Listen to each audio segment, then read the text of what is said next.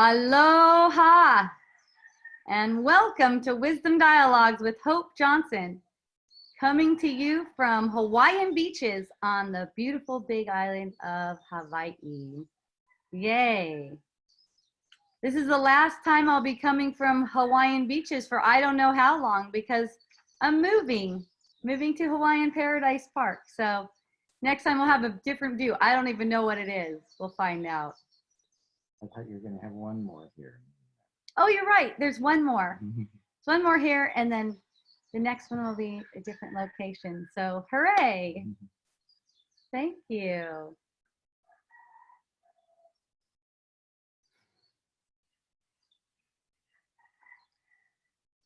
You know what's coming to me is nurturing innocence.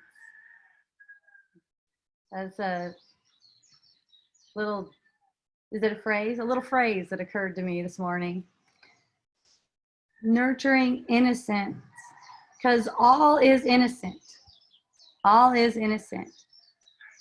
And all that is being perceived is a projection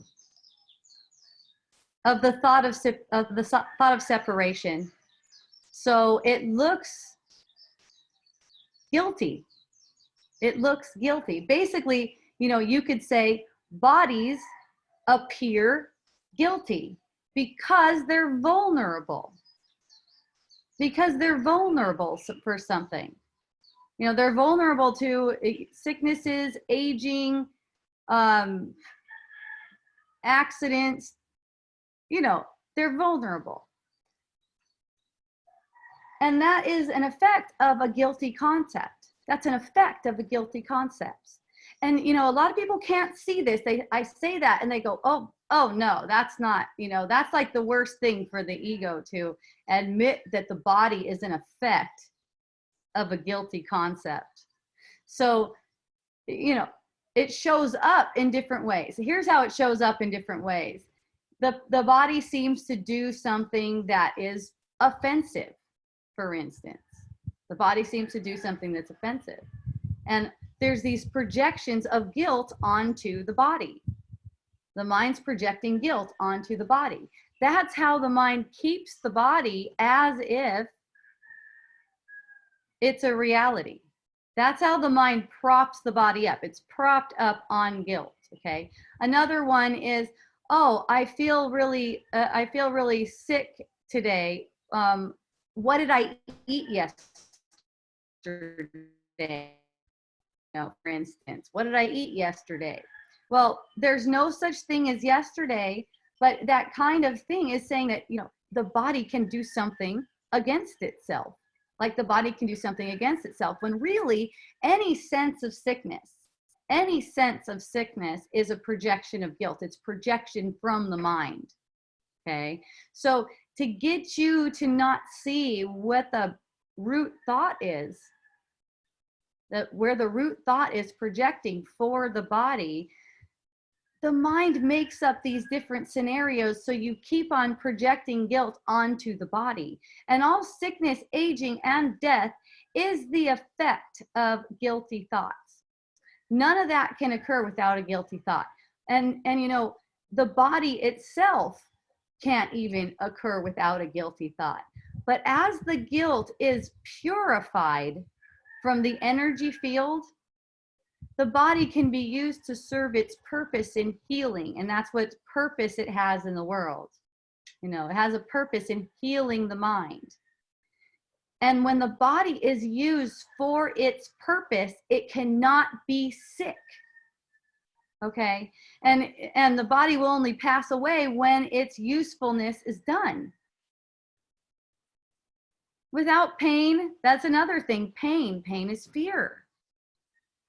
Okay, because a guilty thought makes this fearful defensiveness. This thought of separation is very guilty. It's like, oh my goodness, I did something terrible. And because it's believed, and the mind is so powerful to make illusions, a body is born. Now, the body is like a device of the ego to use for guilty thought projections. so that you don't realize what the root thought is.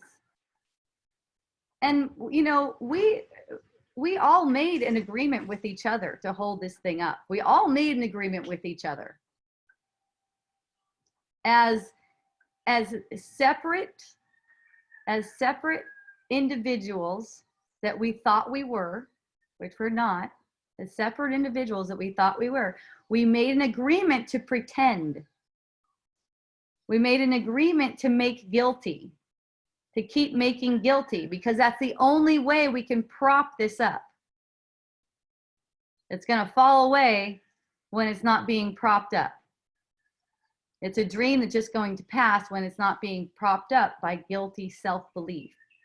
So the guilty self-belief shows up in many different ways. You know, people with working out, wishing that their body would be better, it wouldn't respond to food like that, it would be better like this, or feeling proud because you know, they got the good one. The body's like some kind of thing that seems like it's going to get you what you want in the world. And that's not what it's for. So that's what brings up all the suffering. That's not what it's really for. That's not what you would use it for. Let's put it this way.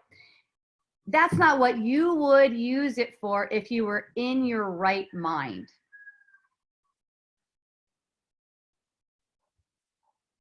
If you're in your right mind, you don't want to prop up the body. But the thing is, there's this guilty, fearful self-concepts behind everything. And there's this total resistance to seeing that it's all an illusion. Total resistance to seeing it. So people just buy into it. I was talking about yesterday about muscle soreness. After you've worked out, let's say, and you had some muscle soreness, and you go, oh, my muscles are sore because I worked out. And I mean like painful sore, like, oh, I'm stiff. Yeah, you know, like it's not like, oh, I feel kind of, oh, I'm stiff. I feel pain, tension, whatever, because I worked out. And it's like, oh, well, why don't you take it easier on yourself? And that's not what caused it. That's not what caused the pain. But see, you may think that that's benign, but if you believe in that, that you can do something in the past, which doesn't exist, to affect how you feel now, you're denying the cause of it. You're denying the true cause of it. And, you know, if you deny the true cause of it, then you'll never be led to seeing, or, you know, it's like kind of like you silence your guide. You silence your guide who's kind of speaking, you could say speaking through your heart, even though the heart is also in the mind. Maybe you could say speaking to your heart. Remember, all I'm doing is pointing, so these words aren't really meaningful. But it's like the guide is silenced whenever you believe a thought that says something you did in the past affects your body now. The feeling, the upset, whatever tension there is, you know, if you would just be open to seeing what's true about that, kind of like, let me see that your mind is all powerful. And, you know, this is really good news. It's a good thing to find out. You be open to finding out that your mind is all powerful, then that gives you the insight to see how it can be changed. Because these thoughts that occur to us are very powerful, and their power is underestimated greatly. People think, oh, that doesn't mean anything, but you know, you're teaching your mind that it's true. You're teaching your mind that something other than your mind can have effects on your body. And if you want to know, I know a lot of my friends say, oh yeah, only my mind is affecting the body. But, you know, we find ourselves, myself included, saying stuff that doesn't that doesn't jive with that. We find ourselves saying things that are saying basically the guilty self-concept is true. So it's not saying it that's the problem, it's believing it. Believing it makes it true to you and keeps the body concept propped up. It keeps you in the dark about what's making the illusions of your life and how you are having an effect on whatever it is that you're perceiving. See, none of these things are benign. Here's another scenario. Let's say someone says, "Oh gosh, I'm so tired this morning," and then another one goes, "Well, what did you do? Go out and party all night?" That's a guilty self-concept. Both of these minds, unless they're alert to it, are learning. They're both learning that what they do with their body affects how they feel. I know that's the world's rule. That's the world's rule, I know. Whatever you do, that affects how you feel. I know that's the world's rule. It's easy to see because those are the perceptions that we have, right? It looks like that. And it's made to look like that to seem like it's really true. But you, as awareness, choose every single time whether that's true to you. You decide every time you hear something like that or you speak something like that. You decide. And when you make that up, and notice how you're kind of just drawn into it. You're kind of just drawn into it. That's the effect of the agreement we made with one another. That's the effect of the agreement we made to keep the truth hidden from ourselves. We make these things up. Oh, like say you were a dancer. I've heard someone, oh yeah, I was a dancer all these years and I was so hard on my whatever. Now I have all that pain. Well, the amazing thing is there is no dancing. There's nothing like that. This is a mental interpretation of energy. So that sense, that feeling sense, it really can be healed in an instant. That sense that what you did all these years now added up to this. That is something that thought has been practiced over and over again. And no one's going to contradict you on that for the most part. They're just going to go, oh yeah, you worked it out too much. You worked it too hard. It may seem like you're feeling tired because you didn't get much sleep last night. It may seem like that, and you may feel like taking a nap, and that's not a problem, but it's the thought that you feel tired because of something that went before.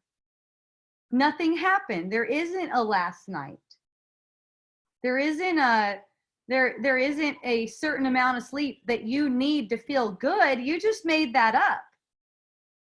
And even if you get the effects that the world would expect from that.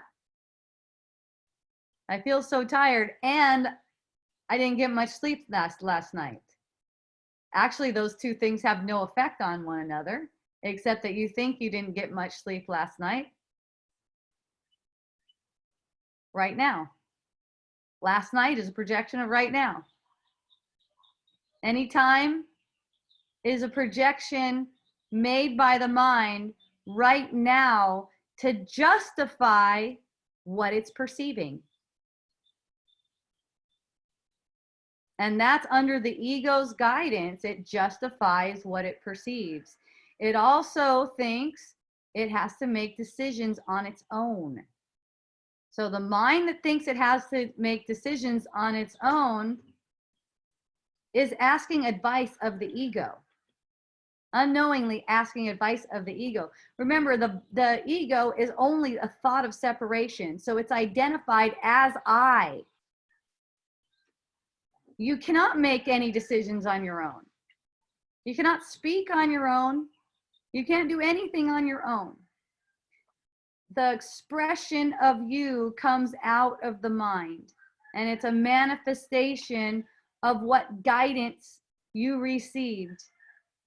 You're either getting guidance from the ego, which is a worldly thought, a fearful thought.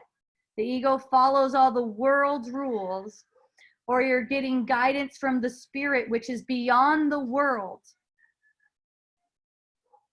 The spirit also knows that you are beyond the world.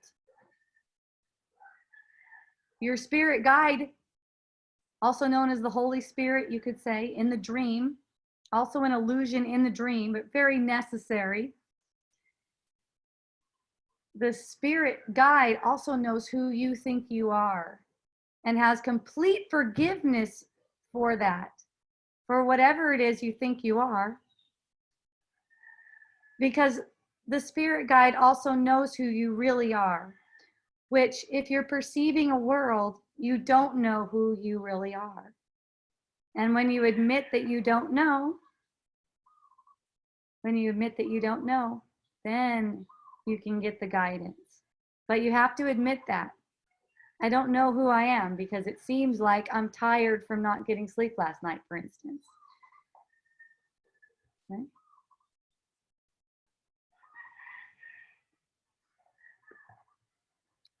Nurturing innocence, vulnerability is strength. Yes, thank you, Christine.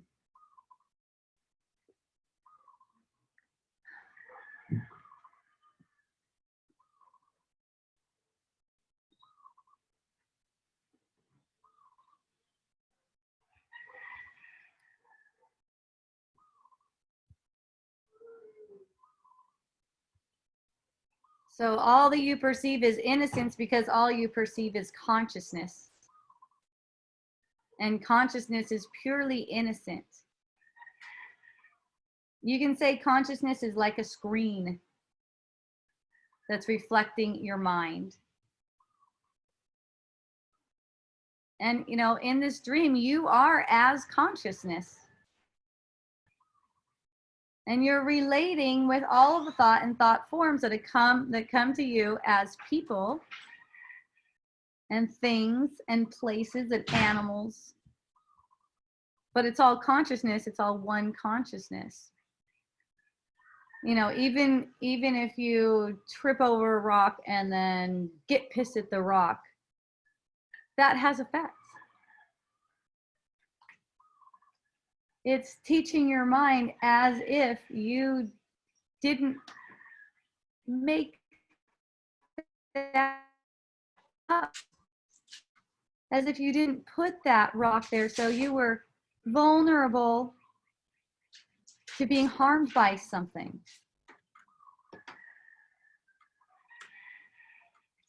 Innocence isn't vulnerable to harm.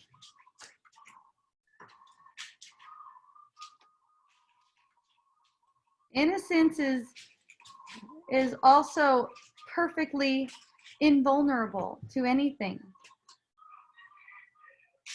And it's only the desire to make guilty that makes the world appear as it does. Appear as if there are things in it that can harm us. That there's something that we need to protect ourselves from the harm of the world. And, you know, just watch the reactions. Just watch the reactions. It's not like there's a call to change the way you speak. You know, that's not even, for most people, that's not even going to be possible. Not at first. You might think, wow, yeah, this is just coming out of my mind right now. This is just an interpretation of my mind right now. And then you walk in and you trip over your cat or something, and you sense this anger coming up that the cat was there, for instance. Why isn't that cat outside? Get out of here, or whatever. Just notice the reactions, or even anger at yourself for not being more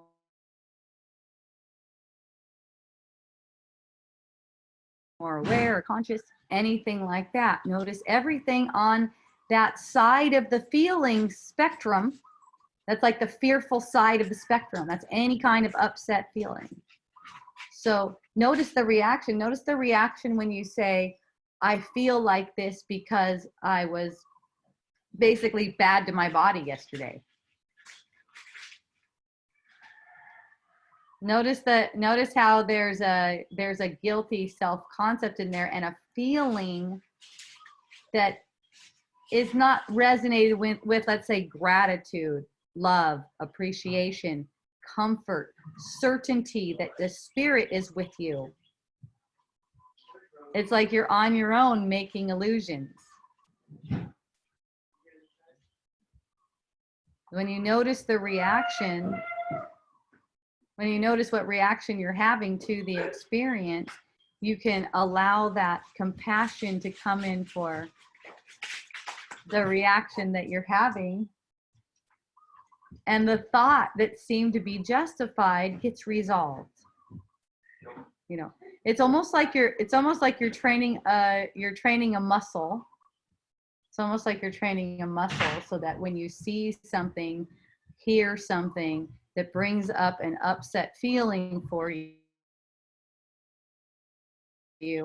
go, I can have a different interpretation from this. It's just a looking, it's just watching it and not automatically taking it as if it's the truth of things.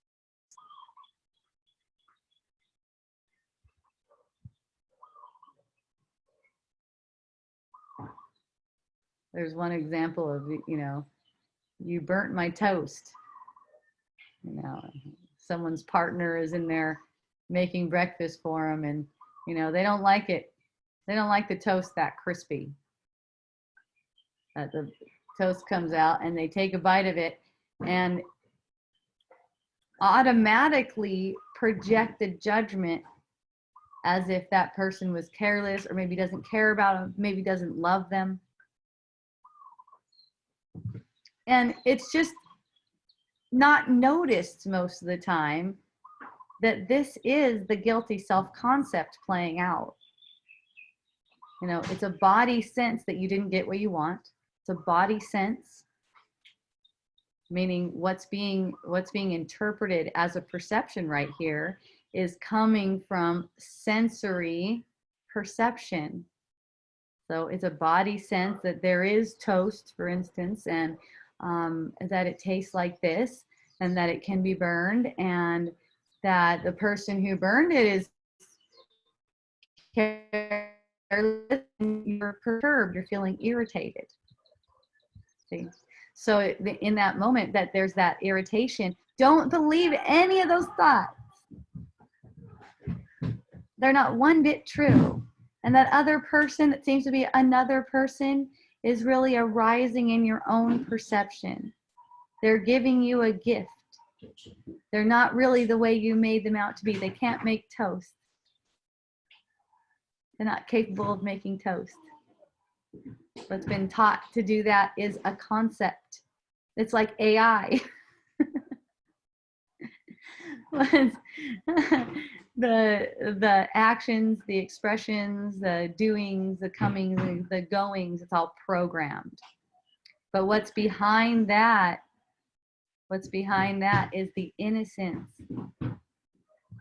Behind that is the innocence. It's who you are. You're born in innocence. You could say, the birth of your body isn't your real true birth.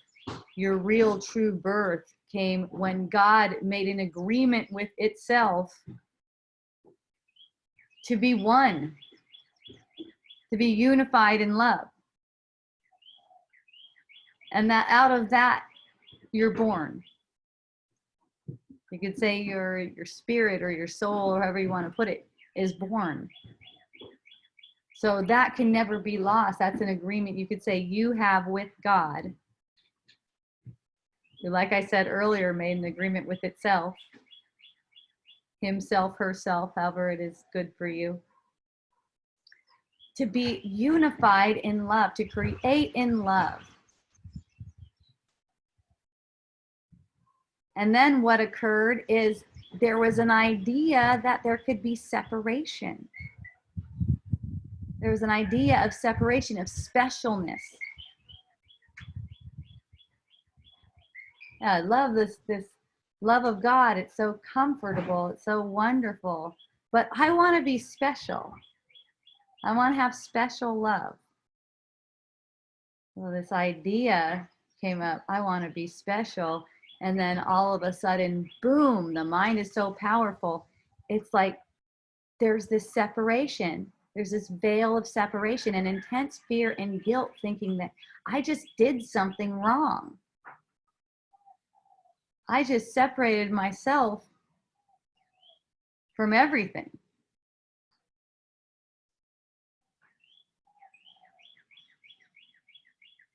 So in that part of the, it's like a part of the mind went out, almost like went to sleep. Part of the mind went out, went to sleep. Made the illusion of many.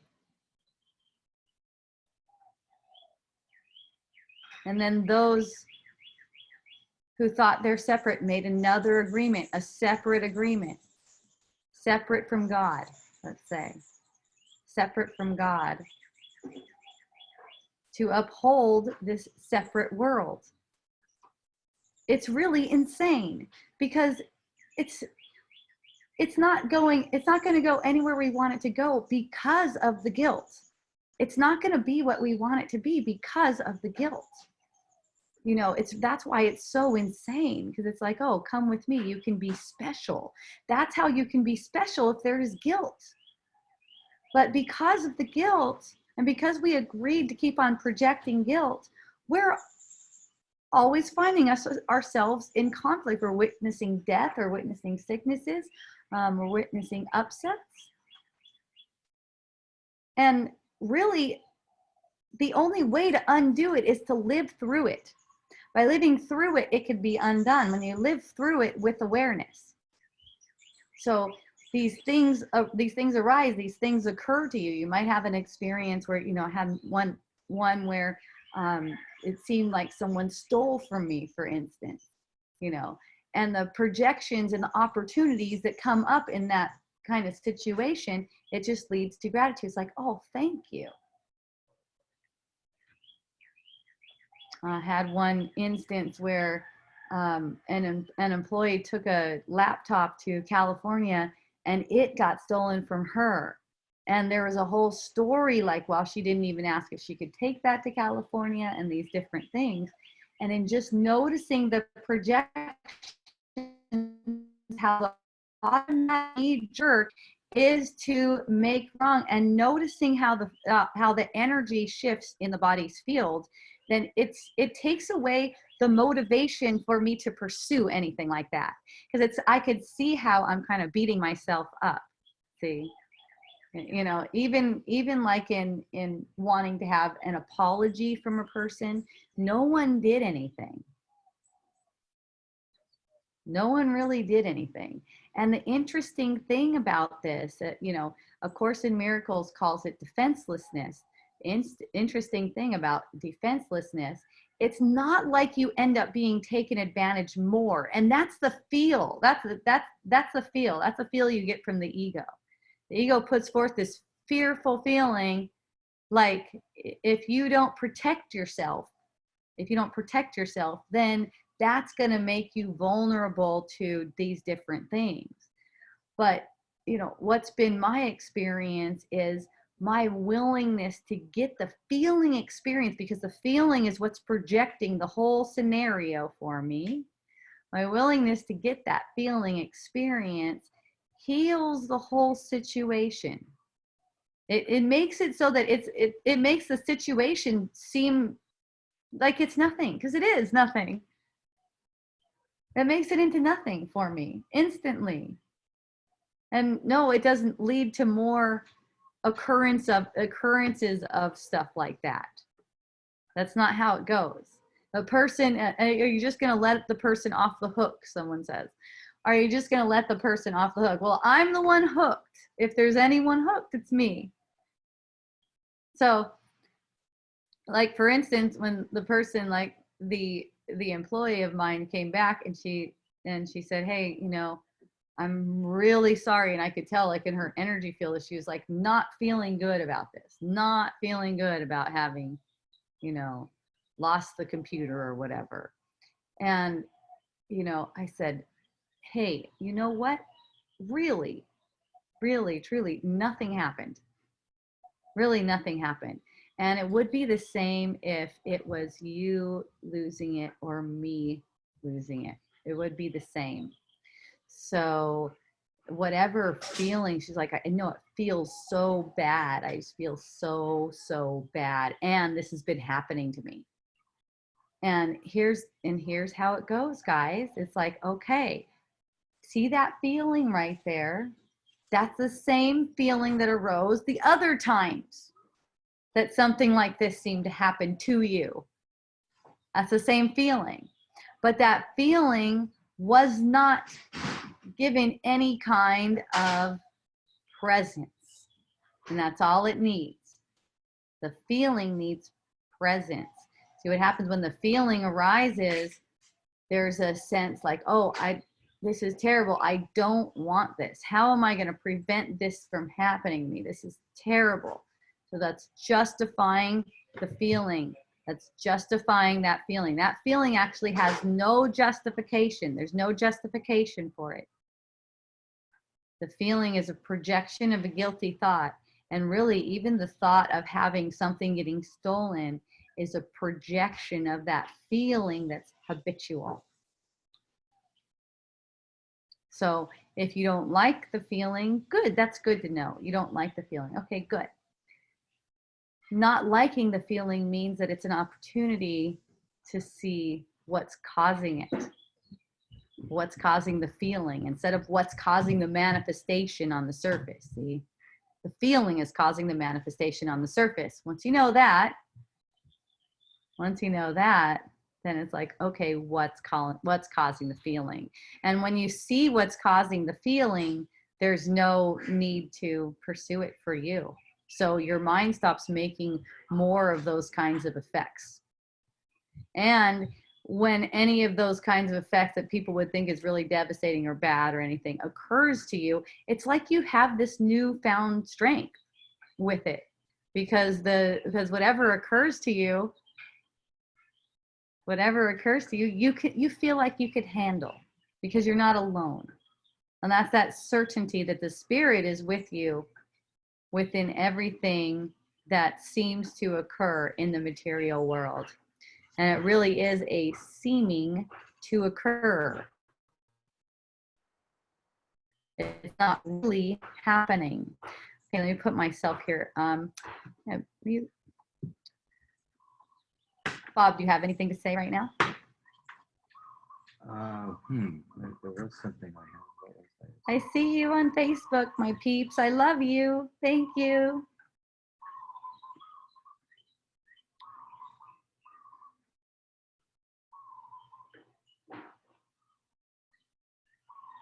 So we're coming into, for those of us who are on this track of seeing through the self-concept, those of us who are really devoted to seeing through the self-concept, we're coming to this point right now where it seems like the world is in a kind of chaos.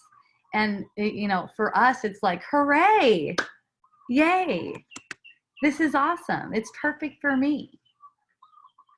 And really, that's what it comes down to. It's perfect for me. It's perfect for me right now to see through this guilty self-concept. You know, anytime you have the experience of a fearful person, or you hear about the news and you're like, oh no, they're not going to do that to me and stuff, you know, or, you know, you're getting angry, you feel yourself getting angry with the situation as it is or anything like that. These are all opportunities for practice.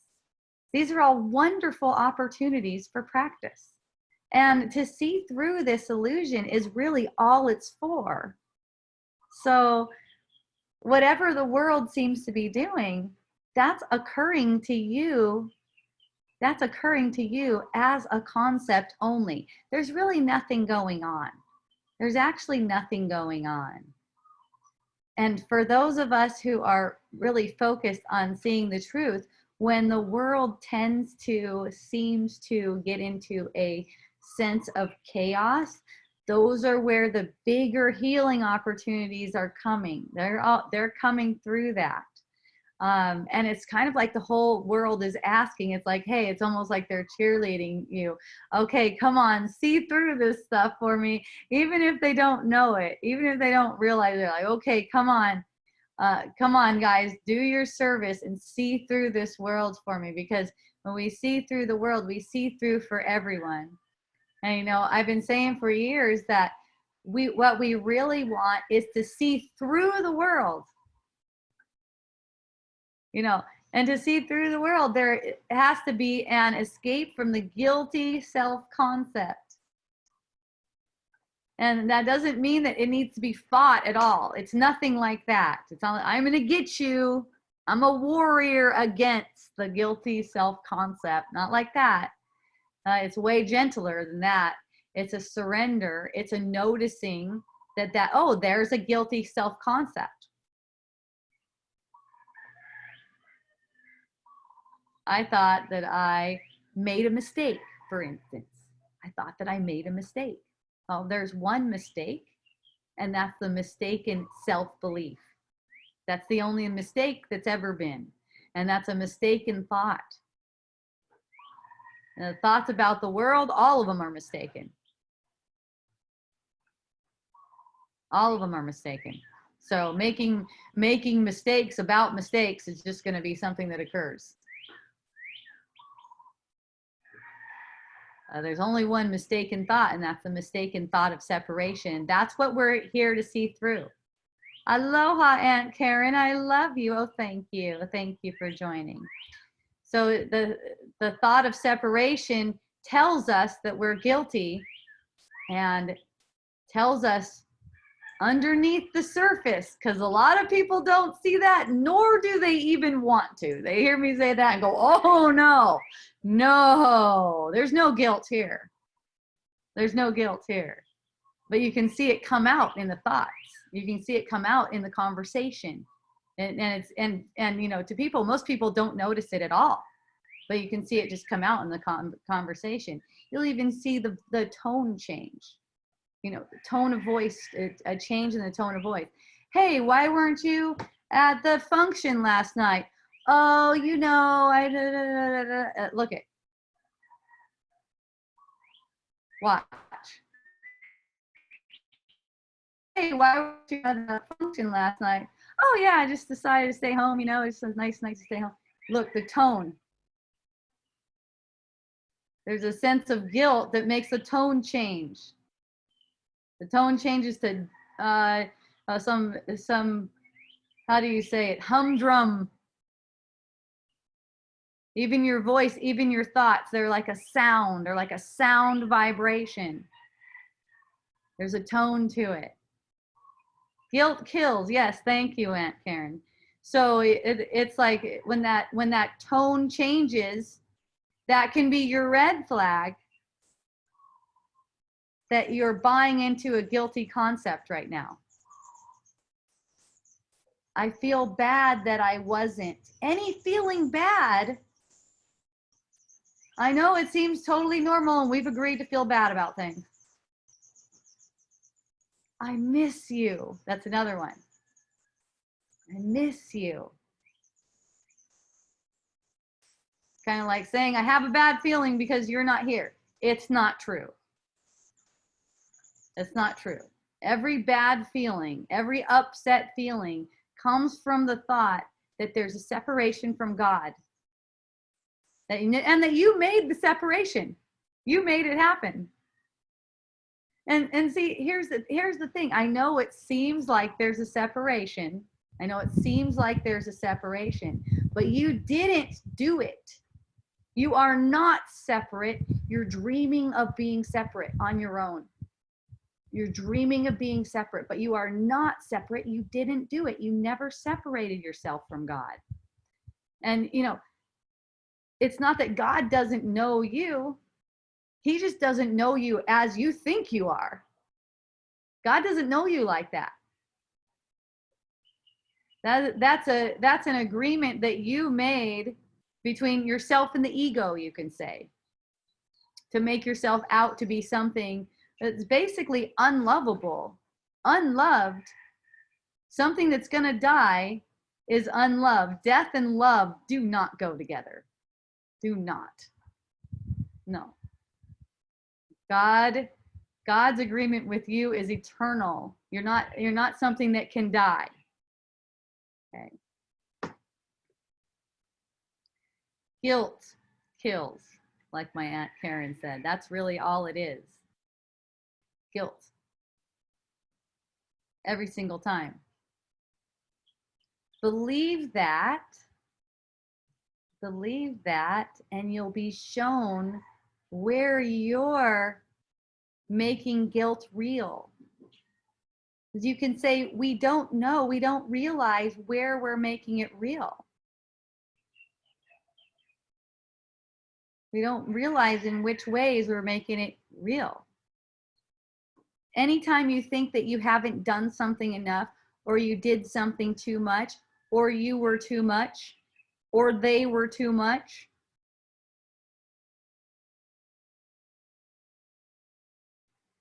don't worry, the body concept will still play out. You'll still apparently live your life.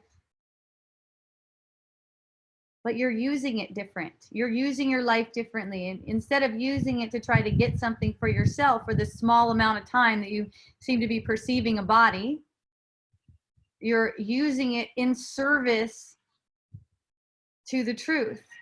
Use the body in service to the truth. And that's not a matter of doing anything in particular. Remember that. Wherever you find yourself, that's the exact right spot to be in service. Whatever you find yourself doing, that's the exact right spot to be in service to the truth.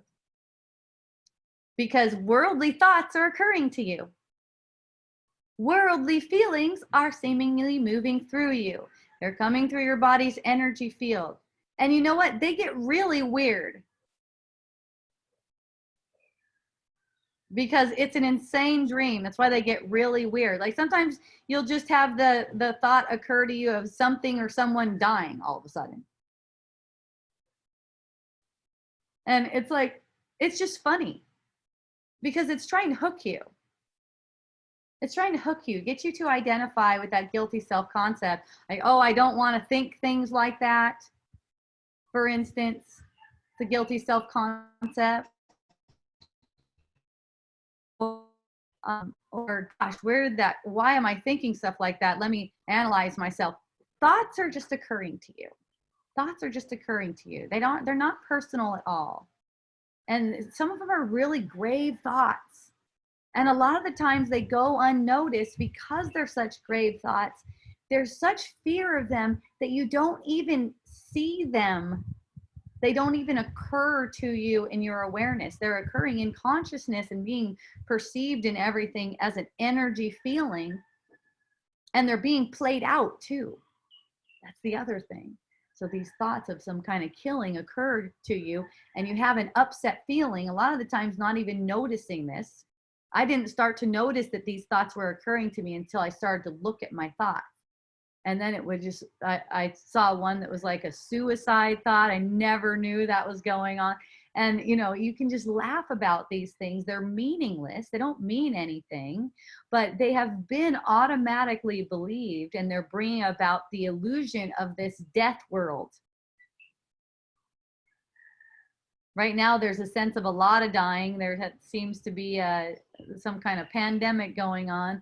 And there's this sense of a lot of dying going on. And that is the effect of guilt.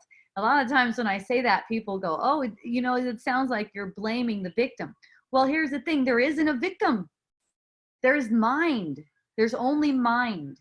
And mind is projecting this guilty self-concept, making death, making illusions of death. It's not personal, making these illusions of death. And each one of us within our own consciousness has the responsibility based on the agreement we made with God, let's say, based on the agreement we made with God to be one, to be unified, to be innocent, to be love. We're breaking that agreement that we made with God whenever we pursue the guilty concept in any way. And that's okay, because it's not really broken. It's a dream of breaking it. So it's not like God is pissed at you. And that's another big underlying thing, is like, it's like God's pissed because you're this way. But the thing is, God doesn't even know you that way. God doesn't even know you that way. And, you know, your agreement with God is to nurture the innocence. Always nurture the innocence. So in this world, when you have the perception of guilt, and you just allow the guilt, allow that guilty perception to be the perception that you're having, but be open to a true interpretation. That is not true. That's false. You saw it wrong. You got it wrong. The perception is totally made up out of that guilty concept. So whatever you perceive is not the truth. But they really did just come up to me and just sock me in the jaw. Okay, there's a sense that someone did. There's a sense that someone did. And, you know, you might find yourself staying away from that person, calling the police on that person. It doesn't really matter. None of that matters. It's that this sense of being victimized, the sense of being vulnerable to attack, is being brought up in this moment to be healed. So whatever occurs on the surface, if you could seek gratitude for this opportunity to heal, that's how it gets done. That's how your mind gets taught and learns about who you are again. Okay, I have Lori. Yay, Lori. By the way, raise your hand if you'd like to speak with me.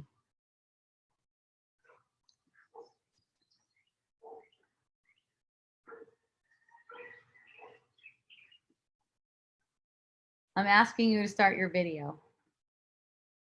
I think you already have audio.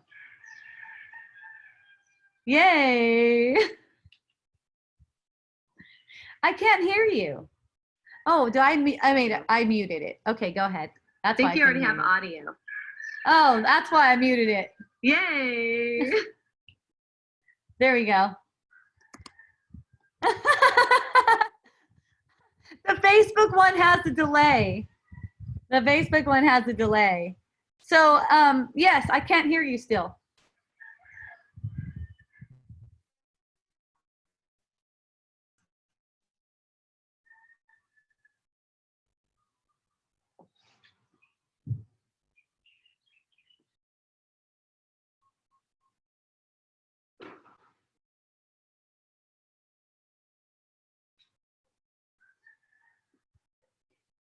Yeah, my volume's good and everything. Okay, type it to me then, and then if the audio works, then we'll get you in there. I see you're all opened up on this side.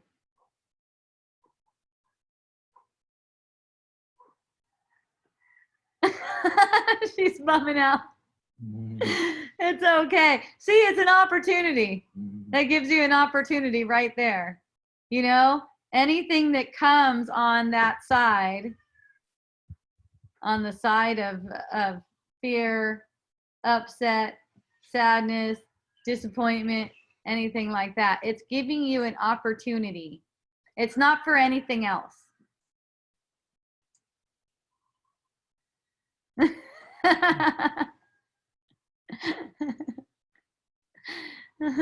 So you enjoy the moment with any kind of upset feeling. You enjoy the moment with that upset feeling. That's who you are. You are that joy anyways.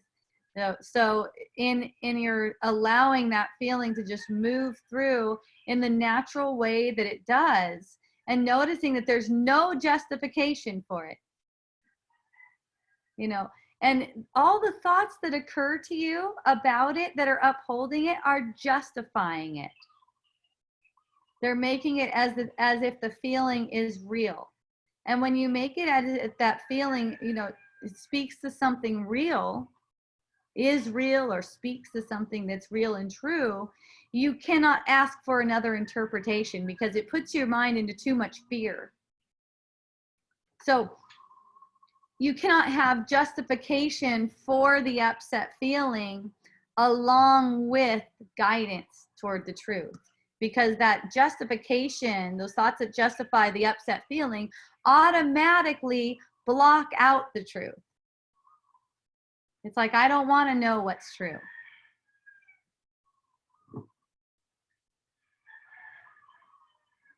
And you know, when the truth is revealed to you, it's so comforting. There's this great sense of comfort in knowing that you know the truth. You've been shown the truth. We got audio. Okay, so one second.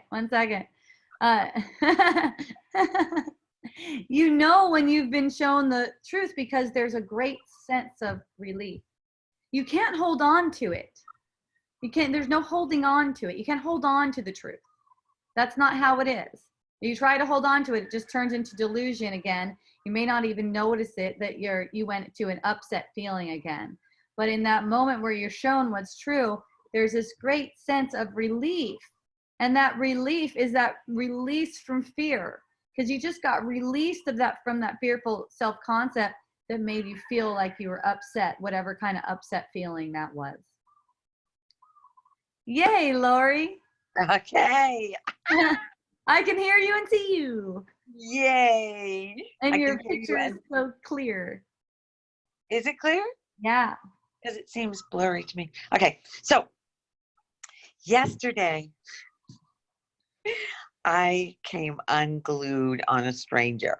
What fun. It was beautiful. It was fun. Okay, so this lady, we had blocked her garage. The story is we blocked her garage, and apparently it's happened more than once. So she blocked us in and we couldn't leave. We were trying to deliver a chair for an elderly lady that we were helping. And Peter went to find her, knocked on her door and asked her if she could move her vehicle so we could get out. And she says, "You're going to have to wait." Okay, so we figured we would wait a little, we didn't think it was going to be that long. Well, we waited and we waited and we waited, and I cleaned the garage. I went down to the dumpster, did a bunch of stuff.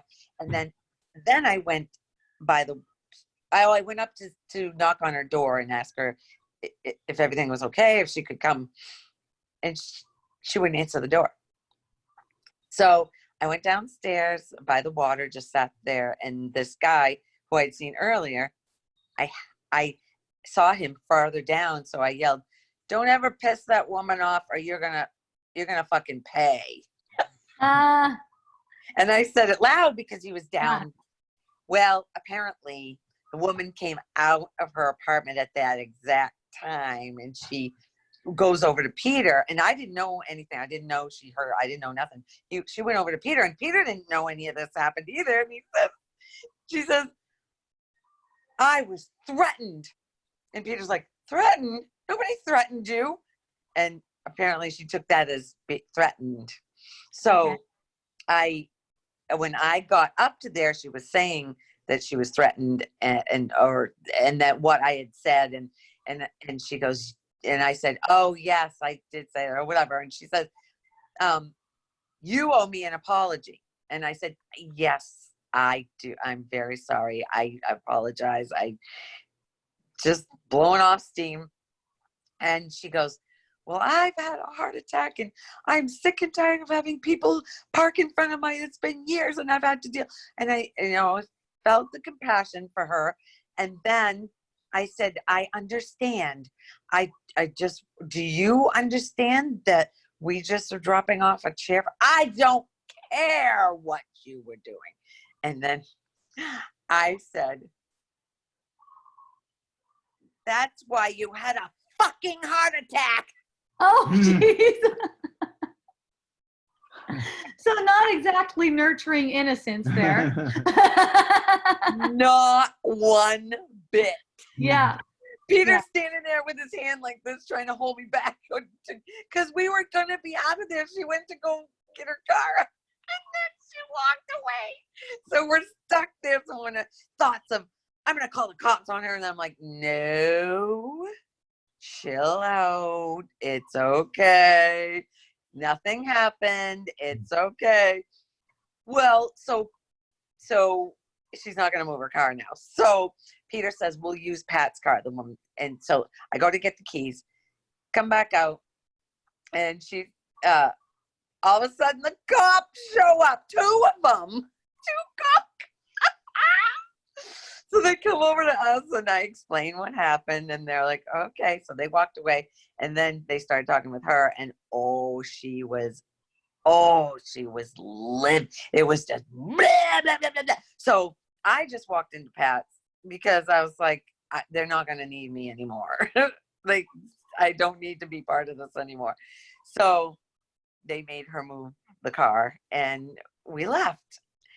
And it felt good to get that anger out.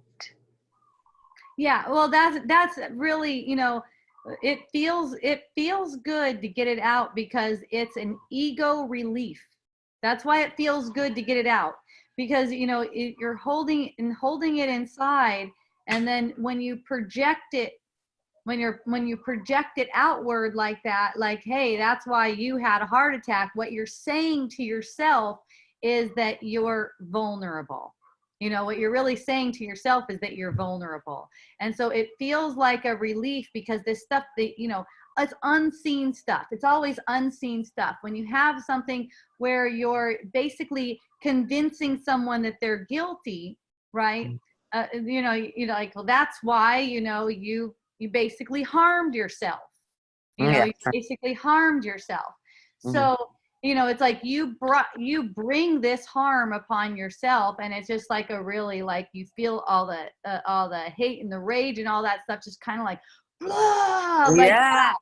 Yeah. So that's the agreement that we made with each other to keep that alive.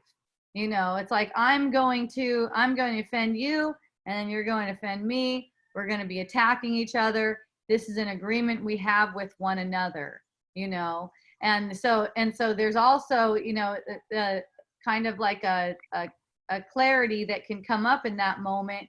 And I've had it occur to me too, where I've had something fly out of my mouth telling a person what a bad person they are. And they go, that's completely out me. Yeah. Hang on. Because it is. Hang on. Wait. Because it is. You got to say that again because your internet just went. So I didn't hear a word. Oh, how fun! How fun! What part was I on? What after it came out? Oh, shit. Okay, so after it came out, so something just comes out. Basically trying to convince someone, but really trying to convince my own mind that I'm vulnerable to worldly effects. Right? I'm vulnerable. Basically, I'm saying I'm vulnerable to worldly effects, and and just told the person, what? Never mind that. That totally was not about you. It was about me. And for the ego, it's like really hard because I'm still feeling like I'm believing that in the moment. Right. Still feeling like I'm believing that about this person. But however this person is being presented to me, I made that up. So it's almost like going through a block. It's almost like going through a blockage just to say that's not really about you. That's about me, and it's not even true. And I didn't even add in, and it's not even true because the person probably wouldn't get that. But it's like that's not about you. That's about me. Just forget that. Or I found myself with my husband just talking shit on this woman one time, and it probably did it for like, I don't know, 20 or 30 minutes or something, and then all that stuff that I said about her, that was totally about me. That wasn't even real. And it's just like, and then that's how you can find yourself going on a roll like that. And the ego guidance in something like that will be to keep justifying it.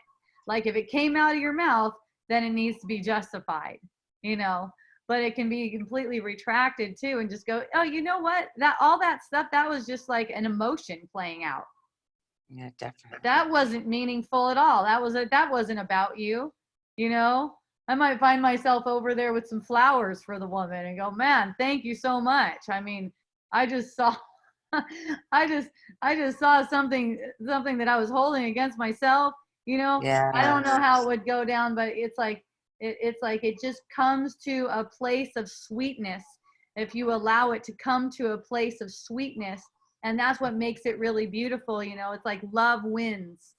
Right. So if you're aware, you're conscious, and the more love wins for you, the more, when something like that, even as it's coming out of your mouth, you're going to get that you're playing something out with a person. Yeah. It does, there's no way that they are the cause of, because when you're speaking to them, you're speaking to the innocent consciousness. The innocent consciousness is like, you're speaking to that person, you're speaking to yourself. You are as consciousness. Right. So you're telling yourself who you are. And when you're aware you're telling yourself who you are, you're just kind of like, oh, that wasn't true. Scratch that. And even in in little things, like I was talking about earlier, I think before you were on, Lori, even in little things, and we were talking about that, how telling people that something that they do can have an effect on them, something that they do can have an effect on their body. Even telling someone, well, that's because you're sick because you I don't know, took a vaccine. Some people make the vaccines the thing that makes you sick, right? It's making your body vulnerable. So that's the last thing that you want to do, is make your body vulnerable, because that's how you're upholding the illusion. But that's like everything to the ego, to keep on making the body vulnerable. Right. All these different, like some of them are more subtle, and then sometimes they're more intense. Like, why did you have to drink alcohol all those years? Now your liver is failing and you're leaving me, And I was like, really intense, It's like in this memory of what you think you did, or what you think a person does. Fix it. They're so not innocent. They're so removed from innocence. They're like, that you just made them out to be so guilty. It's like, and it's like, it's because you don't want to see that there's guilt within, so then it's projected without.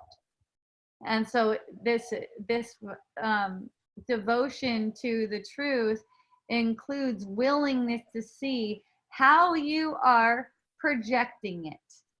How are you projecting the guilty self-concept? It comes in a lot of subtle ways, I do see that I was believing that because she was so pissy and angry and vindictive and blocking us in, that is her cause of the heart attack. I see. Yeah, and it's true. It's true that guilt is all that causes anything to the body. But Right. when you're let's say, when you're deducing that about another person in the moment, and you feel angry, it becomes something else for you. It becomes something else for you. It becomes an opportunity to project guilt from the ego's perception. And also, it becomes an opportunity to let love win in that moment. See, Well, the woman when she's doing the angry thing and telling you what she's telling you, really she's asking for help. yes, I do see she was asking. And I started with the yes, I apologize. I sincerely felt that apology. It was not Okay. a fake. But Okay. when she wouldn't listen to what we I don't care. Oh, it was automatic.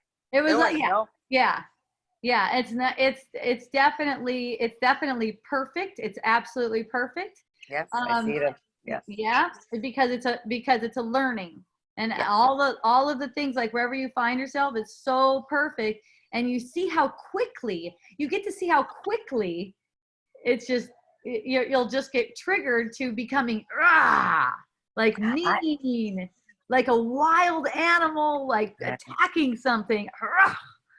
Yeah, like all like that. Like, you see how quickly you get drawn into it, and it's just like a split second. Boom, you're in mhm. it, and then you're expressing all of this anger and frustration, and it's an expression of that guilty self-concept. It's trying to make it about her. And if Mm. you believe that, which I know you don't, but if you believe that, it makes more instances of those kinds of people in your perception. Mm. So your perception is just full of them. Well, that was weird because I don't, I was, I remember walking down to the water going, what?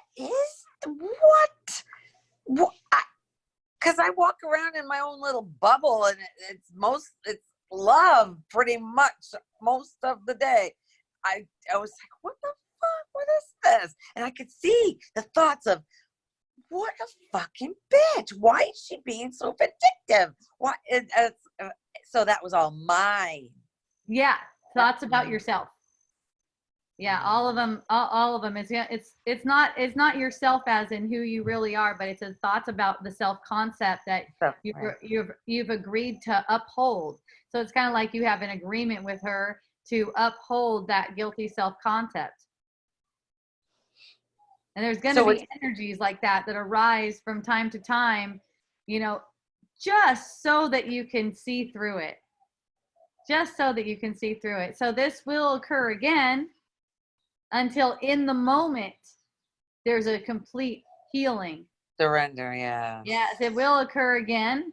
And you can get excited about that because when you're open to knowing what this is, when you're open to knowing what this energy play is, you'll see that there's all kinds of ways that it could go where it's like so loving, you know. Mm. And she says that when she says that thing to you and you get the feeling of it. And see, here's the thing too. Here's where sincerity comes in. It's like you embody the feeling that is, it seems to be coming at you from the other person, whatever that means, coming out that seems to hook you. You can get that feeling and feel really grateful for it because of what it's showing you. And then it's like, oh, okay, thank you. And but getting triggered and getting pulled into it is also awesome because of the learning experience that it is. You see how painful it is. I know for me, if I get triggered and like that and project to someone, oh gosh, it's so hard, it's so painful. And that's how you want it. That's really how you want it. Because it helps you to see. And it always has been that painful for you. It really always has been that painful for you. But with all of the different thoughts that are being believed all throughout the day, the pain gets covered up and kind of like muted, but it's still there making effects in the world. See? So I also see, yes, that the thoughts during the day Yeah.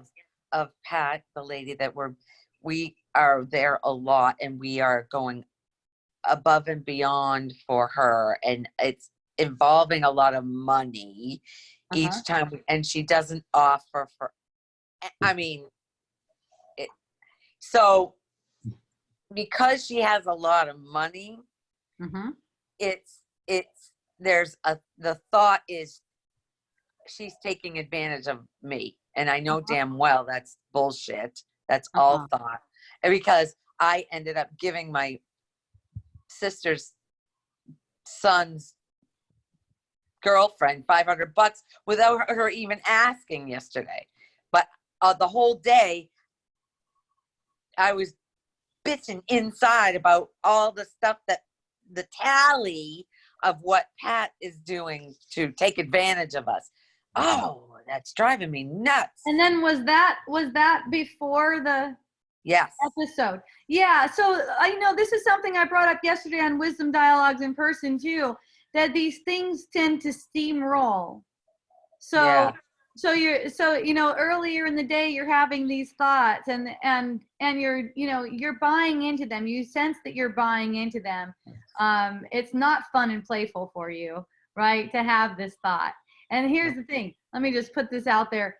Every thought can be fun and playful because it's meaningless, because it's completely meaningless. So every thought can be fun and playful. Look at this. This is a really good example that Lori is giving right now, because it's starting out earlier in the day where it's talking about this woman being a bitch. It's talking about the woman being taken advantage, and they're forgetting to laugh, right? They're just forgetting to laugh about it. It's like, oh my God, what's going on? How am I going to deal with this? This really seems to be a problem. Yeah. That's how the guilty self-concept's playing itself out. Yeah. And where there's forgetting to laugh, it's adding up until it has to explode like that. It has no choice. And that's why it feels good, because you've been feeling burdened all day long. Yes, exactly. Yeah. So this is an ego. This is an ego release, you can say, That's because exactly. because you've been attacking yourself all day long, and now you can project it, and it's like boom, it's like a bomb. Yep. So true. I see it so clearly. But I couldn't do it on Pat. So that all of that scenario, I created it so I could project it out there. Yeah, to you get made the it release. like that. Yeah, you made it until you would have no conscious choice. It was just going to come out as an attack. Right. Yeah. So this is really good to see. It's really awesome to see. And it might play out more like this, where you have days like that, even though there's no days, but where you seem to be occupied with thought or distracted with thought, with painful thoughts, and then it goes to a whole kaboom, blow up. And anytime any of us see anything like that, witness that, because as you witness it more and more, you're going to not be motivated by those thoughts. Those thoughts are going to become funny to you. They'll just become entertainment. It's like, oh, it's making her out to be like that. And you'll be alert to, there's probably going to be some kind of interaction where I feel triggered, even if it's like you're alert to that already, because because you can see it. It's like watching a train on a track. You can see it arising that way. You're having all these thoughts about this person being bad to you, taking advantage of you. Right. There's going to come a point where you're having an interaction with them where you get a trigger, and it's like you have foresight of that even. You're going to find yourself, and it's going to be so amazing, because you're going to find yourself where you would normally be triggered, but you're just going to embody the feeling. There it is. Yep. I made that. I saw it coming. My bad. This is so good, because I'm going away with her for 6 days on Thursday. Oh, good. Perfect. That's going to be lovely, Lori. Thank you. Thank you for that. And one of the thoughts that comes up when you're dealing with a person who seems to be volatile, is that, can I handle this? And here's the thing, you're not alone. Right. You always have your guide with you. So you're not alone in it. And the underlying agreement before the agreement that you made with her to hold the guilty self-concept for each other is an agreement that you made with God to show her innocence. You know, they could say that's doing God's will, to reveal to her her innocence. And really that comes out of allowing the innocence within yourself to be nurtured. See? Any projections you have about that woman to the ego, you're kind of like fighting for your own innocence. You know, you're kind of fighting for it by making her guilty by comparison. But that's not really nurturing your innocence. That's really making you more guilty. So it's making you feel more guilty. So it's going to end up in conflict and stuff like that. But if you notice that your projections for her are really an opportunity to see that you're making that up about yourself, then your innocence is revealed to you. It just gets revealed to you. Okay.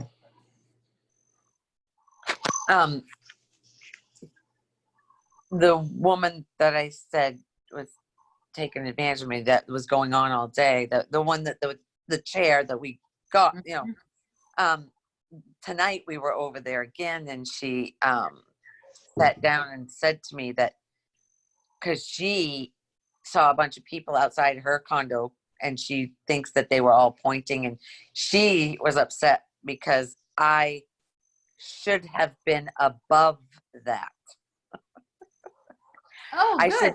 I should not have reacted like that. So apparently that's what I'm thinking and saying. Well, okay, so it's all self-talk. It's all self-talk. But when you ask me like that and the look on your face and everything, you're going into self-analyzing. And that's not necessary. That's not necessary to go like that. You know, is that what it's all just, it's nonsense. It's chaos. It's to confuse you. It's to keep you feeling separate from what's true. So it's just, it's just get the energetic reaction to that. When you hear her say that, get the energetic reaction to that. That's the reason you projected it in the first place, to get that energetic reaction and to use it for healing. Okay. So whatever it is, it's like there's some identity with what she said right there. There's some identifying with what she said right there. And that's why you have a question about it. And so I know that there's some kind of an emotional reaction to that, to what she says. Yeah. So in that moment, and you get the emotional reaction, you feel your emotional reaction to what she says, you can see that it's all love. And it might even come out, you're right. Well, what I said was it could not have been any other way. I should have done anything. It was absolutely perfect. So it's true. What you're saying is true. But in that scenario, the energy of that is defensiveness. Yes, it is definitely. Okay? Yes. So that's how you're getting. That's how you see. So that's what I mean by none of the words that I say are true. Don't take my words and go try to beat someone over the head like that with it. Because really it's defensiveness. It's like you're wrong. And here's another thing about nurturing innocence. It's like whatever someone says to you, they're right. Even if it's completely delusional, even if it seems to violate the what you know about how God loves everyone and everyone's innocent, even if it seems to completely violate that, those words are an interpretation of energy, and the energy that's being communicated, let's say, it's true. You're right. You're totally right. Thank you. You're how many times have you said that? Here's the thing, Laura, you can't get it wrong. So here's something that's going on too. When you hear that and you get the reaction and you get that tone, how many times have you said that was guilt? Exactly. Guilt. Yes, exactly. So and again, I'm not telling you that because it's something wrong. It's just to be Yeah. seen. It's like, oh, okay, there it is. And you know, it's for laughter. It's really for laughter. See, you see how easy it is, but it's a practice, and you know, it's like it's practice from moment to moment. And the more it's practice from moment to moment, you know, it's like you're checking in. It's like you're checking in with what thoughts are occurring to you, how you're feeling, you know, how you're feeling emotionally, how you're feeling physically, because the thoughts are making the body sense. Right. The thoughts are giving you the body sense. Okay. And you know, and then off of that body sense, these thoughts are pursued. So watching that and watching how that manifests like that, you can allow that nurturing of yourself. You can allow that nurturing of yourself. So it's like it comes down to right now when it's like, oh, how many times have you said that? Allowing that nurturing for yourself. So just kind of like feel that feeling, like why it's kind of like a feeling of why didn't I remember that in the moment? Right. Right now, get that feeling because it's habitual. It's habitual for you to have a perception of why didn't I get that in the moment? That's totally different from I'm so grateful that I can see that. Mm. That's amazing. Yeah. Thank you that I can Yeah. see that. Yes. Yes. Yes. Do Wow. you feel the difference? I do, You feel big it in your time. energy field. See Because there this? was gratitude with the other one. Yes, because there's Gratitude gratitude. versus guilt is a huge Yes. difference. So yeah, so different. And so whenever, you know, this could be a practice for you too, Lori, because I've seen it a bunch of times. It's that, you know, Lori's just not getting it. Right. Yeah. Okay. So that's just, you know, that's just something to see through because it's a habit. The feeling of Lori not getting it is a habit. Yeah. And you know, it's kind of like an addiction because it keeps the self-image, this body concept, propped up in your awareness, the idea that you're guilty of something. Oh, there it is again, Lori just not getting it. That's completely keeping you in the loop. Right. Right. I see it. Good. I see. Good. There Yep. isn't any Lori anyways, and it's just identity. So what you're dealing with here is habits. Mm-hmm. So what you're dealing with is a habit of feeling like you just can't get it. Right. Right. But it's been up until that happened, boy. I feel like I mean, things are shifting left and right. Holy crap. It's been beautiful. Yes.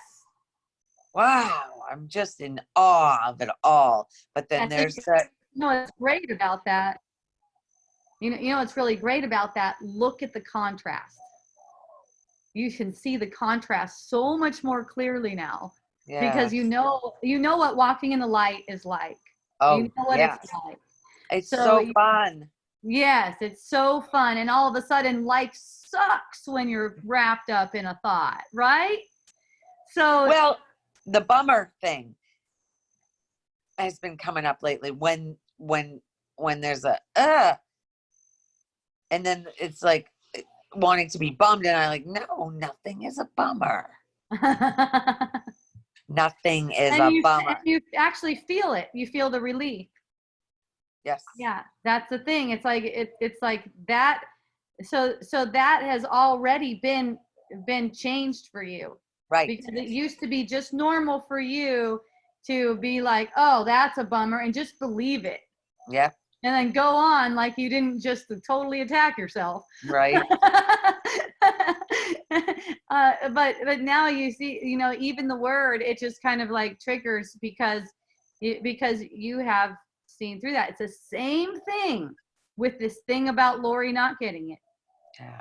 Yes. It's the same exact thing. There's no Lori. There's no Lori. There's no one to get it. It's Right. a habit. It's a habit of I just can't get this feeling. That's all it is.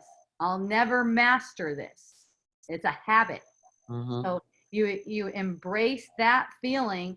Let yourself be imbued with the spirit. You'll get a feeling like we talked about, like gratitude. Oh, thank goodness I see that, because it's huge that you see it. Mm. It's huge that you see it. It's definitely moving in the direction of mastery all by itself. Mm. And there's no reason you cannot have mastery in this moment, but for this attraction to feeling this way. Mm. You see, that's the attraction to guilt. It's like there's an attraction to feeling this way, because it's almost like a junkie getting a hit of something. Yep. A hit of concretizing this body in this dream. Yes, that's right. Because it gives the ego some safety. Now the ego's life isn't being threatened. Right. And so it gives the ego some safety, and that's really what an addict is. It's finding false safety. Yeah. Finding safety in the false. And the ego in this is going to work really hard to keep you in that loop with this. You told me that a million times and I freaking didn't see it. And it's like we are seeing it right now. You're seeing it right now. Oh my goodness, I'm so glad to be seeing it right now. How many times will this need to be played out? As many times as it needs to, and I'm stoked about it. Mm. Because I know exactly where it leads. You know where it leads, because you've seen where your attention on something over time, it becomes a non-issue for you. Mm. Over time, then the next time you see that thing, it becomes a non-issue. The next time, oh, there it is, that thought of Lori not getting it. Oh yeah, I know what that is. And it just becomes easier and easier until it's just non-existent. And when all that's left is gratitude, then you're not seeing this world anymore. Mm. You're not seeing this world anymore, and you don't have to be afraid of that. Mm. I know it's really scary for the ego to lose this world, Mm. to lose this body and to lose this world. But you don't have anything to be afraid of in that. You're going to love it. You're going to be so pleasantly surprised and so stoked about it. You won't even think about the world that seems to be lost or all the people that seem to be lost, because you know that everyone's with you right now. Yeah. No separation. Thank I love you too. Okay, I got three more hands. Bob is giving me a hand, aren't you, Bob? Yeah. So Okay. Hi, Lori. Hi, Bob. Let me get in here. How's it? Hello. Hello. So it seems like it's like a victim consciousness. So you're a victim of your ignorance. You're not getting it. You're a victim of the woman that's taking advantage of you, not paying you the money. Yeah. There's the woman that moved her car. And so it seems as if we've been victimized in life. And so then we have a residue of rage and terror due to the fact that we've been hurt, we've been abused, we've been punished, abandoned, whatever, all throughout our lives. And so we have this backlog of this rage or terror. And so the idea is that, well, this woman triggered something inside of you. So the woman was responding to something that was already inside of you, a rage or whatever, due to some previous victimization. So then that creates more people creating you to be victimized, to where more of these negative emotions come to the surface. So because you talk about how, well, the external thing isn't the cause, the cause is something within you that you attract the external trigger to bring out. Project it. Right. Project it. Yeah. Yeah. So then she's always saying, well, that has nothing to do with you. That's me. That you're. Thank you for showing me something about myself through this. dramatic episode. And then there's this idea that they put electrodes up to the body, to the heart, and they know that the heart knows the response, knows what's going to happen in its field before it actually happens. That the heart knows, has precognition almost. It can feel the energy coming its way before the thought or the brain registers it. Mm-hmm. And so then, yeah, you can see that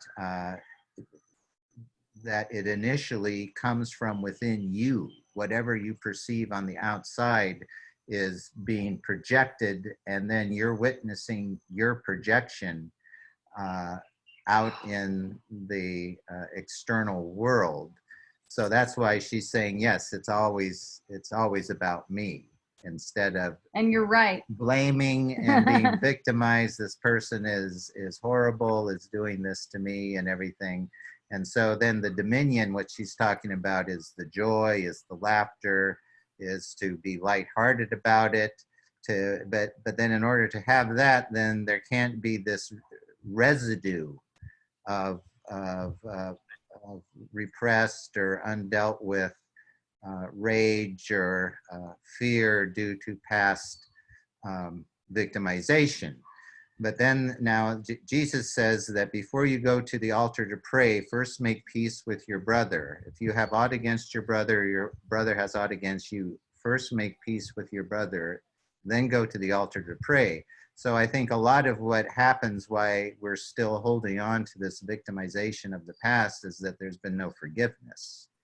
There's been no, we still have resentment and hostility and judgment towards people or circumstances that hurt us.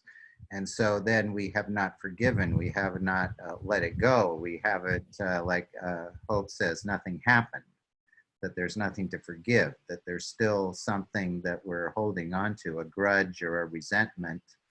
And we're not at peace with our brother. There's someone out there, there's Trump, there's the government, there's your husband, there's someone or something out there that's it, that you have apparently. a resentment, hostility. Jesus says, love thine enemies. Well, any enemy is anyone that you have condemnation towards. So how much in your consciousness do you have criticism, condemnation, and judgment that you don't have forgiveness for? Yeah, that's showing itself moment to moment. That's showing itself from moment to moment.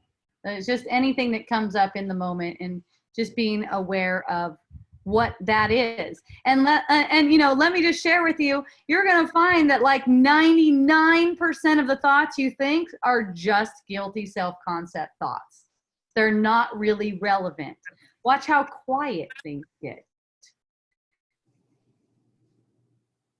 When you're noticing like that, you're not pursuing thoughts. You're actually seeing them arise and pass. You're seeing these things, slows it all down. You're seeing a thought arise, pass, a space between thought, and then there comes another one, arise and pass. You see how quiet it gets. But at first, it's really wild. It's really loud because it's all these guilty self-concepts just holding them up. I love you, Christine. You are awesome. Aloha. Okay, I have 2 more hands and 20 more minutes, 18 more minutes. So thank you, Lori. I appreciate you. That was really wonderful. I appreciate that share. And Thank you. Yeah, bringing that up. That's awesome. I appreciate you. Aloha. Aloha.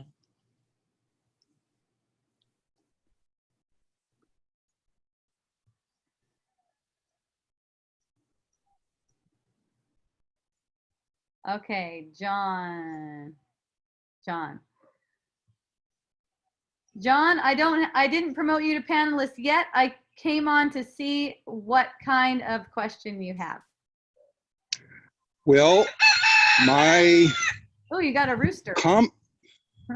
Yes, I'm actually out here feeding the ducks by the river here. So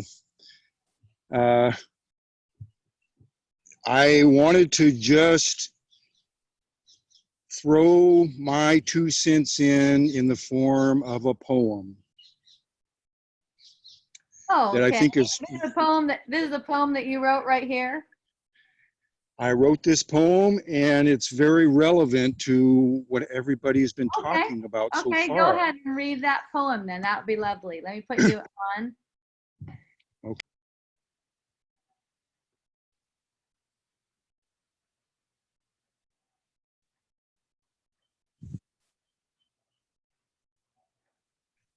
Okay. Am I still audible, Here. Yes. edible, whatever? Yes, you're here. Okay, go ahead. Okay. The concept of seeing yourself in other people, right? Mm, It's kind of like being a mirror. yep. So the mirrors of my life have reflected to my eyes a vision of a struggle between the truth and lies. Forces so compelling, it's hard for me to see what prize is so enticing that they battle over me.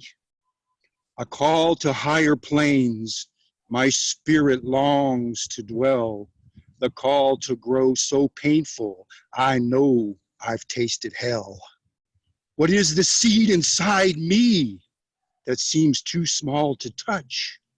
Is the fruit that I might harvest really mean that much? Then I see a mighty oak tree sprawled across the land. The answer looms before me, an acorn in my hand. Yay, mahalo, John. Thank you for sharing. And thank you for joining. I love you. I appreciate you. Take it.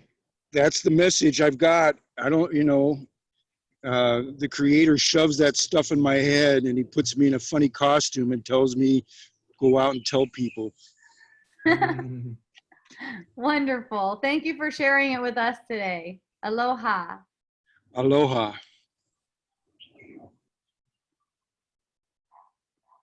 Okay, Yulia, you're coming on.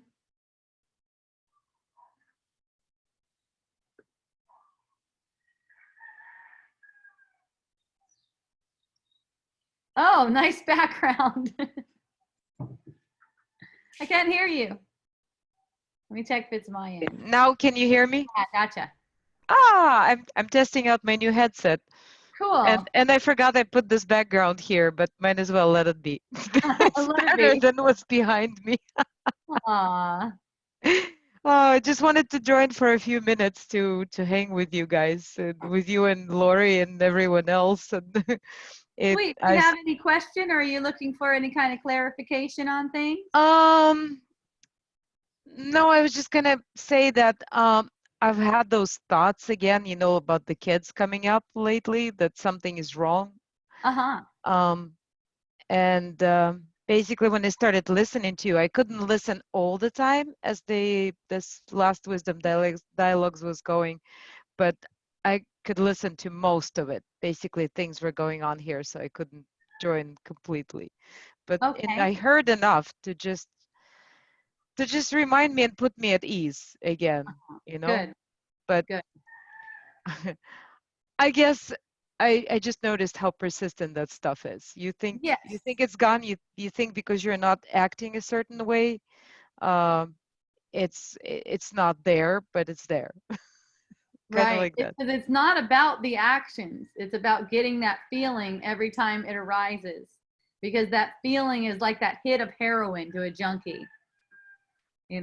That feeling is what keeps the ego feeling safe in the body image. It keeps that guilt alive. So Yeah. it's not about the actions, and it's good when it comes up. It's good and it's fun when it comes up, because see, what you're interpreting as an upset feeling could also be interpreted as excitement. Do you see that? Do you see how that whole upset feeling can be interpreted a different way, and it could be excitement? It's like, oh yes, because it's giving you an opportunity to make a change, to change your mind. Right. Oh yeah, I had that in a conversation with someone about something else recently, who said like, "Oh my God, now I got it. Now I'm going to be excited every time it comes up." Yeah. But it didn't happen to me like that. Yes. Well, it didn't happen to you because you weren't making that choice to see it that way. It Mhm. didn't happen to you because you're using thoughts to justify the feeling. Right. Well, they're still looking like that to me. They're still Yes. looking like that. Well, that's not the reason that you feel like that, though. It's Yes, not and then really the about, underlying feeling, it's like it's bad, even though I shouldn't believe anything is bad, right? yeah, it's as if this is really bad. You know, you're still seeing the same scenario, you're still feeling the same way, and there's this sense that this is really bad, like something needs to change. Mhm. But the feeling itself is the addiction. So when you're with the feeling like that, when you're relating with the feeling like that as if it's a bad thing, you're just asking it to come back again and again. And you're also using using your perception of your boys being the way they are as justification for the way you feel. And that has the feeling as that you're experiencing has nothing to do with your boys. So It has just get nothing to that, right? It has nothing. That's you doing that. You could say that's you trying to do something to them. It's like you're trying to project that guilty feeling over there, like they can make you feel like that. You're having the perception of them can make you feel like that. No, that's just serving as a trigger so that you can get that hit. You know, get that hit like a drug addict of that feeling. Because that's really satisfactory for the ego for you to be getting that feeling over and over again and believing as if it's really true. But when Even you turn though, that even though around, even what? though the thought is always, I don't want that feeling, right? Of course, Bless you. of course. Thank you. The I don't want it is the same as I want it. It's asking for it. It's asking for more of it. But you know, there's another way of also looking at I don't want that feeling is I don't want that feeling because I can have peace instead of this. Uh-huh. Because I can have peace instead of this. So it's not as if something is to blame for the feeling. So the ego's way of I don't want this feeling is I don't want this feeling and I can't get out of it because of this. Because look at what I'm seeing. Anyone who would be seeing this would, you know, whatever. And then the other way of looking at it is that I don't want this feeling and I can ask for another interpretation. I could ask spirit for another interpretation. So it's good that you don't that you know you don't want the feeling. It's good that you know that, and then you have an opportunity to get advice from the ego or the spirit, and it's always one or the other. It's always going to be either the ego or the spirit that you're getting your advice from. And that's going to determine whether you're using that as another, sleepiness to drug yourself. If you're using that upset feeling to drug yourself again, or if you're using that upset feeling for seeing through it. That's the difference. I mean, you know when you're getting the spirit's guidance because there's a sense of relief. It's like release from fear. Yeah, I Like you know. know that everything's all right. I know. Yeah, you know. But for me, it always takes unraveling what I'm seeing wrong. What Like do you mean like by doing Byron Katie stuff or something, you know, like the work fine? by Byron Katie. Like Fine. I have to see what I'm seeing wrong, you know? Okay, okay. That's however that gets you to that point. Mm-hmm. It happens to be that um whatever it is. You know, eventually from doing that work, you know, unless you're using that work also as more like a crutch, like let's say I have a lot of things that I need to work through. I have a lot of things that I need to see through, let's say. And that can also just go on and on. Mm-hmm. Like That can also Well, go on and no, on. it's more like when something is bothering me like this, it helps. It helped to do that. I actually did that with Lori a couple times recently, and it was Wonderful. pretty awesome. Oh, good, good. Yeah. I've definitely had my experience with that, Byron Katie's The Work, several years ago. And, you know, like all these kinds of little, you could say they're tools. They're Hmm. tools for helping you to see through. They come and they go. And here's the only sticky thing about them is they can become like an idol in your mind, as if you need that. You don't need it. It just happens to be what's presented to you in the moment. So it's not Hmm. like it's, you know, it's the be all end all, anything like that. And there's certainly, if it's helping you to get some relief, it's totally useful. It's Hmm. just that this is always so changeful. The way the spirit is guiding you is always so changeful that you can just ask the spirit to show you from moment to moment what it is. Just because you've experienced that you've needed that before to help you get out of it doesn't mean that it's going to be that way. You never know. Through using that tool, Byron Katie's The Work, through using that tool, you may find out that, oh, I don't need any tool anymore.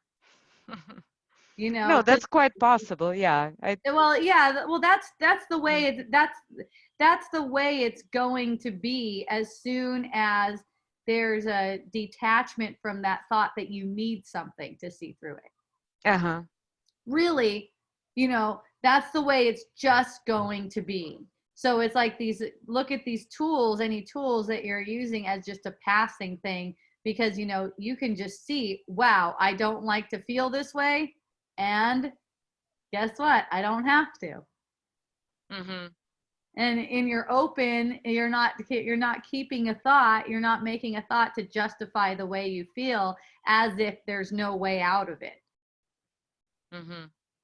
So it can be immediate.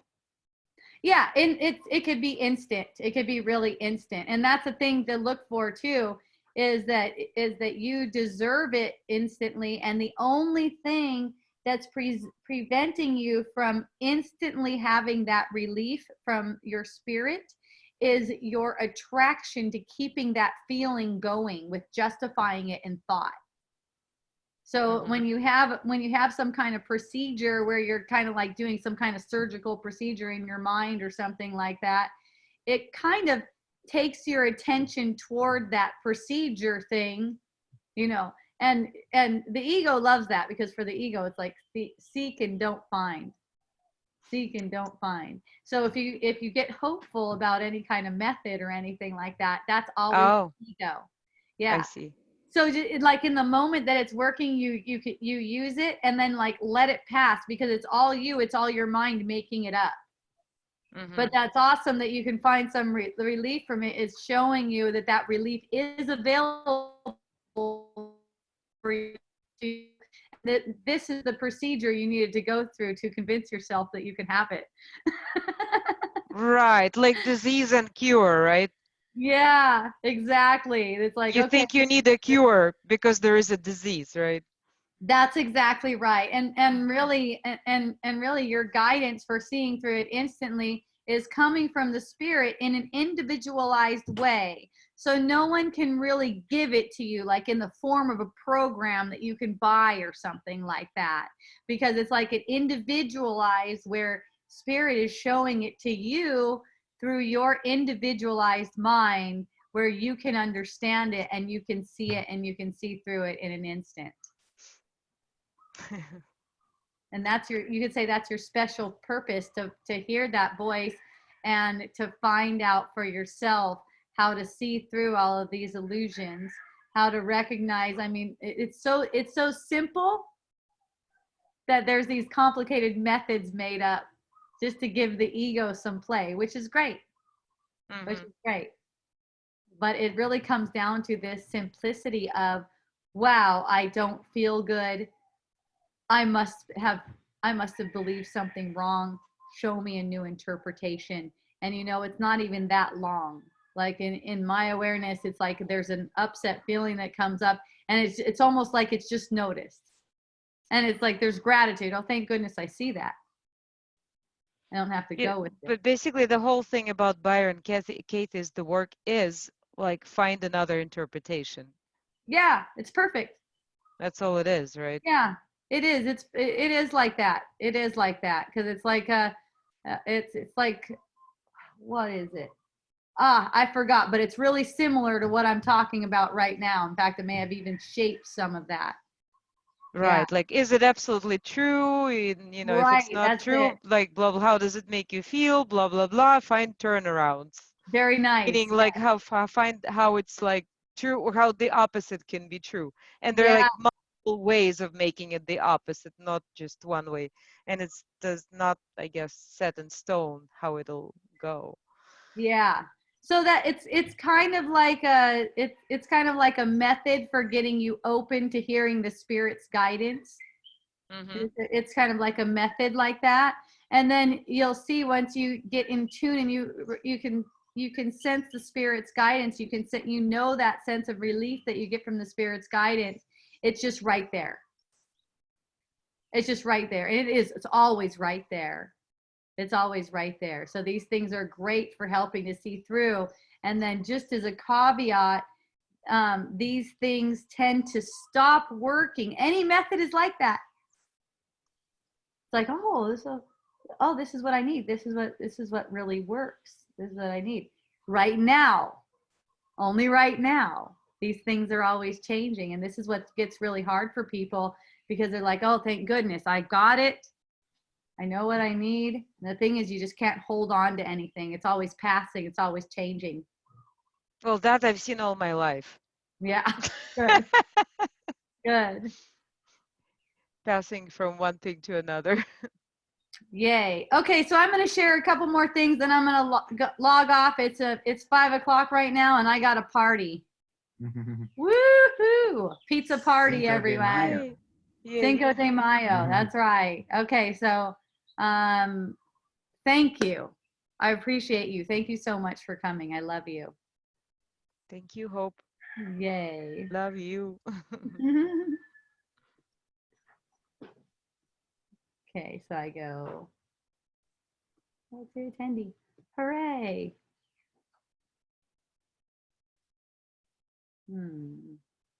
I appreciate you. Thank you so much to all of you for joining.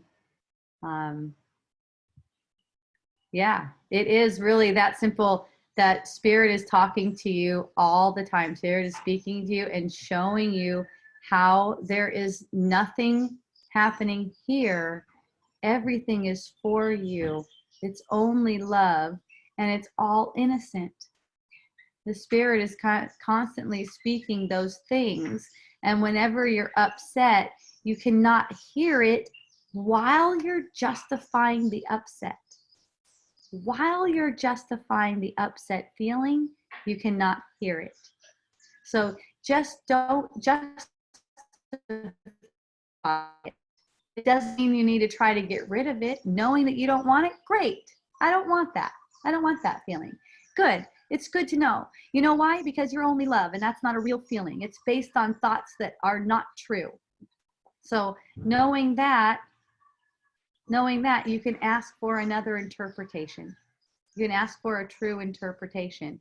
In that feeling where you're asking for a true interpretation, and you're not justifying the feeling with thought as if I feel this way because I had this perception of you, for instance, or I feel this way because I have to wear a mask when I go into the grocery store, for instance. It's not true. The feeling comes from the guilty self-concept, and the way the innocence within you gets nurtured is just willingness to not uphold any thoughts that justify a feeling. That's all. Thank you. Thank you so much for joining. I will be back next week, Tuesday at 3 p.m. Hawaii Can I time. just say one more thing? You want to say one more time? Yes. Uh-huh. Yes. So the idea, once again, of this victimization. So Lori had her victimization, and Yulia, she's victimized by her sons and their behavior. So one is victim, and then justification for the victimization that you talk about. Mhm. And then there's dominion. You have two modes of being, victimization or dominion. So the voice of God has dominion over the internal dialogue in your head. The Holy Spirit has dominion over mortal material conditions. Love has dominion over fear. Joy has dominion over anger or depression or any kind of a negative emotion. So the idea is to reinterpret whatever situation you're into dominion from victimization. So to go to a place within yourself where you have the dominion, and then because you have the dominion, all these external things they're victimized by one thing or another that they're complaining about. When you have the dominion, you have the dominion over all of the appearances in the outside world that you don't have to be a victim of. You can be the healing effect for your son. You can be the healing effect for the people that seem to be having problems and trying to make problems for you. Yes, everyone benefits from your innocence. Everyone benefits from that. Everyone is uplifted. Thank you. Tuesdays at 3 p.m. Hawaii time. If you want to check out my essential oil line, go to miraclebotanicals.com.